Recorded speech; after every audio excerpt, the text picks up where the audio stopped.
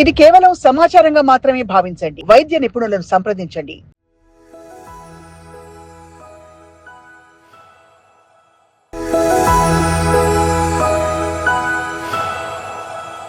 Ideal age to conceive అంటూ ఏమన్నా ఉంటుందా? అది మారిందా విత్ టైం? యూజువల్గా మనకి ఎర్లీ ప్రెగ్నెన్సీస్ అంటే లెస్ దాన్ 20 ఇయర్స్ వాటన్నిటిని కూడా ఎర్లీ మ్యారేజెస్ అంటాం అనమాట. సో బెస్ట్ టైం ఏంటి అంటే 20 to 30 ఇయర్స్, సమ్వేర్ అరౌండ్ 24-25కి. అంటే మన మదర్ది మైండ్ మెచ్యూరిటీ కూడా మంచిగా ఉంటుంది. సో మ్యారేజెస్ కూడా యూజువల్గా ఆఫ్టర్ 22-23 తర్వాత చేసుకొని ఒక 2 ఇయర్స్ తర్వాత 24-25కి ప్రెగ్నెన్సీ కానీ ప్లాన్ చేశారు అంటే అంటే బేబీని టేక్ కేర్ చేసేదానికి కూడా హెల్ప్ఫుల్గా ఉంటుంది. అంటే మదర్కి కూడా మైండ్ సెట్ అంతా కూడా బాగుంటుంది అనమాట. సో కానీ ఇప్పటి కాలంలో ఎక్కువ అంటే ఎయిదర్ నేను లైఫ్లో సెటిల్ అవ్వాలి లేదా ఎకనామిక్గా మనీ పరంగా మేము ఇంకా స్టేబుల్ అవ్వలేదు అనేసి చాలా మటుకు ఆఫ్టర్ 30 ఇయర్సే ప్రెగ్నెన్సీస్ అనేది ప్లాన్ చేస్తున్నారు. సో యాజ్ సచ్ అంటే ఆఫ్టర్ 30-35 ఇయర్స్ తర్వాత అయితే మాత్రం కొంచెము అనామ్లెస్ బేబీస్ ఎక్కువ వచ్చేదానికి ఛాన్సెస్ ఉంటుంది. అదొక్కటే కాదండి, కన్సీవ్ అయ్యేదానికి కూడా ఛాన్సెస్ అనేది తగ్గుతా పోతుంది ఆఫ్టర్ 30 ఇయర్స్. మన ఓవరీస్లో అనేది ఎగ్ రిజర్వ్ అనేది ఉంటుందన్నమాట. సో విత్ ఈచ్ మెన్స్ట్రుయేషన్ ఆ రిజర్వ్ అనేది తగ్గుతూ ఉండడం వలన ప్రెగ్నెన్సీ ఛాన్సెస్ కూడా ఆఫ్టర్ 30 ఇయర్స్ అనేది కొంచెం డౌన్ ట్రెండ్ ఉంటుందన్నమాట. So good time for pregnancies అంటే 25 to 30 అనేది మంచి టైం. ఇప్పుడు ఐవీఎఫ్ ద్వారా కన్సీవ్ అయిన పరిస్థితుల్లో కూడా సేమ్ రిస్క్ ఫ్యాక్టర్స్ ఉంటాయండి తల్లికి బిడ్డకి?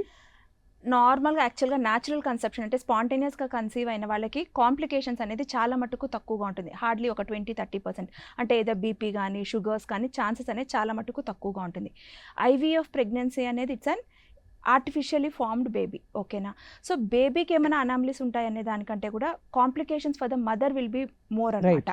అంటే ఏదర్ ప్లెసెంటల్ ఫ్యాక్టర్స్ కానీ ప్లెసెంటా వల్ల కానీ షుగర్స్ వచ్చేది కానీ బీపీ ఎక్కువ వచ్చేది కానీ ఆ ట్విన్ ప్రెగ్నెన్సీస్ ఎక్కువ చూస్తాం మనము. ట్విన్స్ కానీ లేదా ట్రిప్లెట్స్ వచ్చినప్పుడు ఆ ఒక బేబీ అనేది మళ్ళీ తగ్గించాలి, ఫీటల్ రిడక్షన్ అంటాం అనమాట.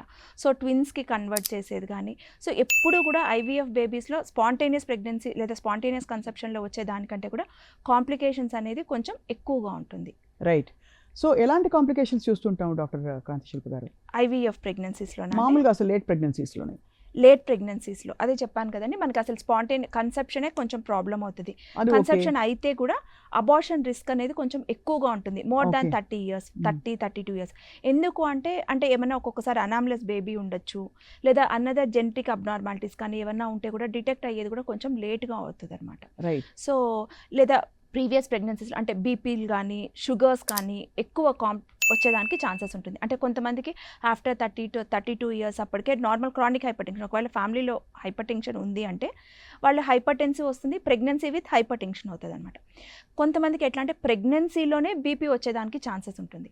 సో అవ్వనేది ఎప్పుడు కూడా ఎల్డర్లీ వాళ్ళకి అంటే పెద్ద ఏజ్ వాళ్ళకి బీపీ వచ్చేది కానీ షుగర్స్ కానీ మాయ్ అనేది కొంచెం కిందకి ప్లెసెంటా ప్రీవియా అంటాం అనమాట, మాయ్ అనేది కొంచెం కిందకు వచ్చేది కానీ బీపీ ఎక్కువగా ఉండి అన్కంట్రోలబుల్గా ఉన్నప్పుడు ఎలా అంటే అబ్రప్షన్ అంటాం అనమాట. అంటే ప్లెసెంటా సపరేట్ అయిపోయేది కానీ ఒక్కొక్కసారి ఎట్లా అంటే సర్వైకల్ ఇన్కాంపిటెన్స్ అంటాం అనమాట. అంటే ఏదైనా ద్వారం తొందరగా తెరుచుకునేది కానీ అట్లా కాంప్లికేషన్స్ అనేది కొంచెం ఎక్కువగా ఉంటుంది ఎల్డర్లీ ఇండివిజువల్స్.